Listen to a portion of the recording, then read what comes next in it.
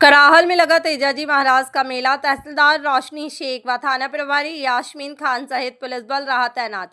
वीर तेजाजी के नाम से प्रसिद्ध राजस्थान के लोक देवता तेजाजी का जन्म राजस्थान के नागौर जिले में खरनाल नाम के गांव में हुआ। उनका जन्म जाट वंश में हुआ और उनके पिता का नाम ताहड़जी और माता का नाम रामकुंवर था। तेजाजी का जन्म माघ माह की शुक्ल पक्ष की चतुर्दशी पर 1130 को यानी 29 जनवरी 1074 को हुआ।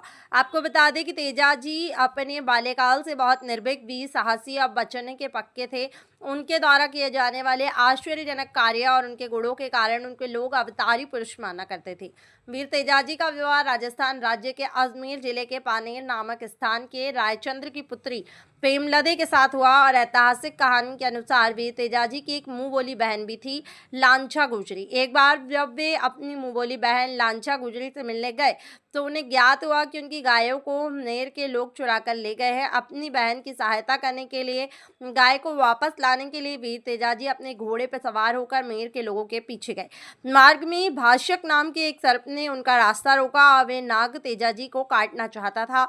वीर तेजाजी ने उस सर्प को मार्ग से हटने के लिए कहा, परंतु वह नहीं माना और उसको मार्ग से हटाने के लिए वीर तेजाजी ने उससे वचन दिया कि हे सर्प देवता, मैं अभी अपनी बहन की गाय को छुड़ाने के लिए जा रहा हूँ। जब मैं उन गाय को मुक्त करा लूँगा तो स्वयं तुम्हारे पास आ जाऊँगा, तब तुम मुझे डस लेना, किंतु तुम मुझे अभी जाने दो। तेजाजी द्वारा दिए गए इस वचन को मानकर नाग ने उनका मार्ग छोड़ दिया और तेजाजी का मेर के लोगों से भीषण संग्राम हुआ। वीर तेजाजी के सामने उन लोगों को एक न चली और तेजाजी ने उन सभी की मृत्यु के घाट उतारकर उन गायों को मुक्त कराया। अपनी बहन को गाय को मुक्त कराने के पश्चात सर्प को दिए अपने वचन को निभाने के लिए जब वो सांप के पास गए तो तेजाजी उस सांप के पास पहुंचे तो बुरी तरह से लहूलुहान हो चुके थे। शरीर पर जगह जगह घाव हो रखे थे और रक्त बह रहा था।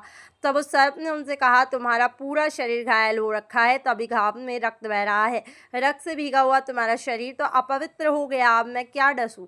तब तेजाजी ने अपनी जिह्वा बताई और कहा, मेरी जिह्वा अभी तक सकुशल है, तुम यहाँ पर डस सकते हो। तो सर्प फिर तेजाजी के वचन परायणता को देखकर बहुत प्रसन्न हुआ और उन्हें आशीर्वाद दिया कि अब से जो कोई भी सर्पदंश से पीड़ित व्यक्ति तुम्हारे नाम का धागा बांधेगा उस पर विष का प्रभाव नहीं होगा। ऐसा कहकर भाष्यक सर्प ने उनके घोड़े पर चढ़कर उनकी जिह्वा पर डस लिया और उस दिन भाद्रपद माह की शुक्ल पक्ष की दशमी थी, इसलिए तभी से इस दिन तेजाजी दशमी मनाई जाती है। ऐसी लोक मान्यता है कि सर्पदंश के स्थान पर तेजाजी के नाम का धागा तांती बांधने से सर्पदंश से पीड़ित पशु या मनुष्य पर सांप के विष का प्रभाव नहीं होता और वे जल्द ही स्वस्थ हो जाते हैं।